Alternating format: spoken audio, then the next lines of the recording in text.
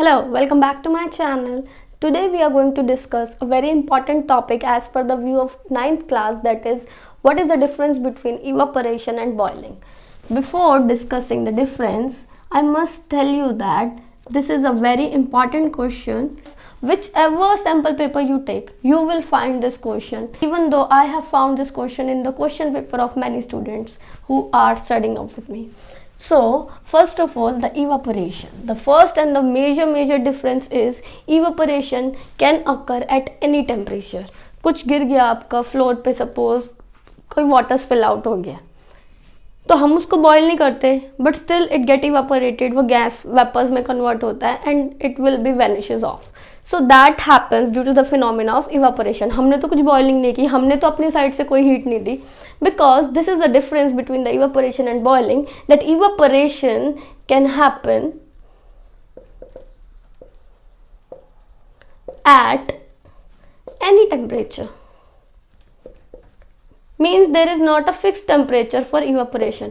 But when it comes to boiling occurs only at the boiling point. If we talk about water, so water boils at 100 degrees Celsius. So in that case, fixed temperature is there. This phenomena happens at fixed temperature, a certain temperature. But this phenomena is temperature independent. Second point is evaporation. Evaporation is a surface phenomena. It is a surface phenomena. Like suppose it's a surface phenomena. Like suppose water spill हो गया या फिर हमने mopping किया, तो सिर्फ एक surface, एक layer of water he evaporate होती है. अगर पानी बहुत ज़्यादा इवापोरेट, अगर एक पानी हम बहुत ज़्यादा अमाउंट में ले रहे हैं, suppose we have taken a bucket full of water, तो ऐसे नहीं है कि पूरी की पूरी बाल्टी ही पानी की जो है वो इवापोरेट हो गई है, ऐसा नहीं होता है, राइट.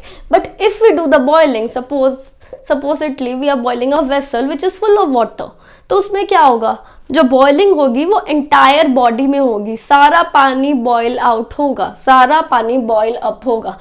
हीट हम नीचे से दे रहे हैं तो सारा पानी बॉयल अप होगा. It means it happens in the entire body. It is not a surface phenomena. It happens in the entire body. Now third, if I'll ask you about the pace, कि evaporation जल्दी होगा या boiling जल्दी होगा, so the automatic answer is evaporation is a slow process and boiling is a fast process. क्योंकि इसमें energy लग रही है, आप खुद एडिशनल हीट एनर्जी दे रहे हो. अगर हम इवापोरेशन की बात करें तो नॉर्मल फैन में भी हम कोई हीट एनर्जी नहीं दे रहे हैं, फैन की स्पीड से, विंड से या फिर बाहर सोलर एनर्जी से इवापोरेशन हो रही है. एडिशनल हीट कोई नहीं लग रही, इंटेंशनल हीट कोई नहीं लग रही है, ठीक है. So this is a slow process, this is a fast process. another thing is evaporation cause cooling, means it cause any change in temperature. But when means a change in temperature happens in this case, but there is no change in temperature during the boiling. Okay, so no change in temperature. Last up, फटाफट इसको रिकैप्चुलाइज कर लेते हैं आपके लिए एक easy way के अंदर. इवापोरेशन और बॉइलिंग बहुत इंपॉर्टेंट कॉन्सेप्ट है as per the 9th class point of view. बहुत सारे क्वेश्चन पेपर्स में आप इसे देखोगे, सैम्पल पेपर्स में आप देखोगे, एग्जाम आइडिया के अंदर है. 2 डिफरेंसेस भी पूछे जा सकते हैं, 3 भी, 4 भी, डिपेंड्स ऑन द अरेंजमेंट की कितने हिसाब से उन्होंने उस चैप्टर को वेटेज दी है.